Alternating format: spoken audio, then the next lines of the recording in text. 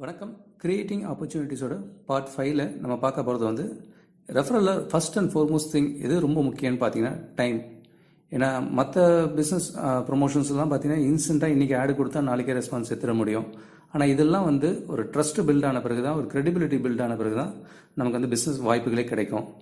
இதுக்கு வந்து பார்த்தீங்கன்னா நான் கிட்டத்தட்ட ஒரு 6 வருஷத்துக்கு முன்னாடி ஒரு ரெஃபரல் ஃபாரமில் பிஸ்னஸ் ஃபாரமில் போனேன். அன்றைக்கி ஆக்சுவலி அந்தளவுக்கு எனக்கு பிஸ்னஸ்லாம் கிடைக்கல. பட் இப்போ பார்த்தீங்கன்னா நாங்கள் இன்னும் அந்த ஃப்ரெண்ட்ஸ்லாம் கனெக்டடாக இருக்கோம், ஒரு வாட்ஸ்அப் குரூப்லேயும் இருக்கோம்.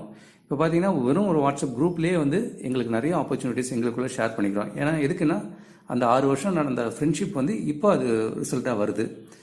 ஈவன் எங்களோட தலைவர் ஆனந்தன் செல்வகுமாரே எடுத்துக்கிட்டீங்கன்னா கூட 10 வருஷத்துக்கு முன்னாடி நாங்கள் 2 பேரும் சார்னு தான் கூப்பிட்டு பழகிக்கிட்டோம்.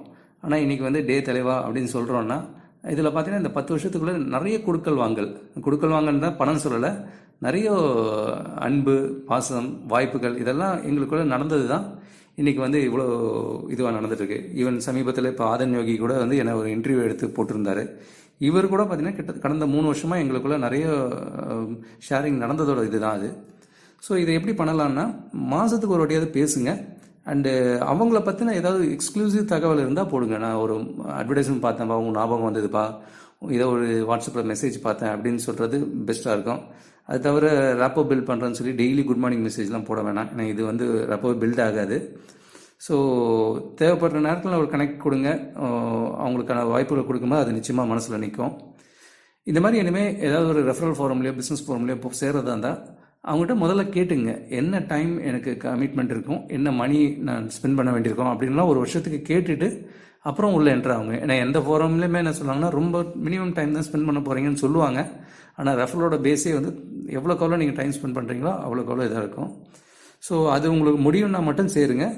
ஈவன் சேர்ந்த பிறகு கூட சப்போஸ் உங்களுக்கு ப்ரையாரிட்டி மாறி இருக்கலாம், இப்போ ஃபேமிலி சுச்சுவேஷன் மாறி இருக்கும், எதனா ஒன்று மாறி இருக்கும்.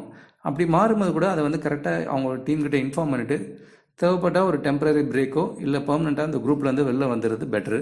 ஏன்னா டம்மியாக இருக்கிறது எந்த விதத்துலையும் எந்த குரூப்புக்குமே பிரயோஜனம் இருக்காது. ஸோ ரெஃபரலில் எப்போவுமே சொல்கிறது டைம் கண்டிப்பாக தேவைப்படும். ஆனால் எவ்வளோக்கு எவ்வளோ டைம் ஸ்பெண்ட் பண்ணுறீங்களோ அவ்வளோக்கு எவ்வளோ அது ஒர்த்தாக இருக்கும். I am Jagadish, Kavya homes. ரெஃபரலை பற்றின எந்த தகவலாக இருந்தாலும் என்கிட்ட கேளுங்க. நன்றி, வணக்கம்.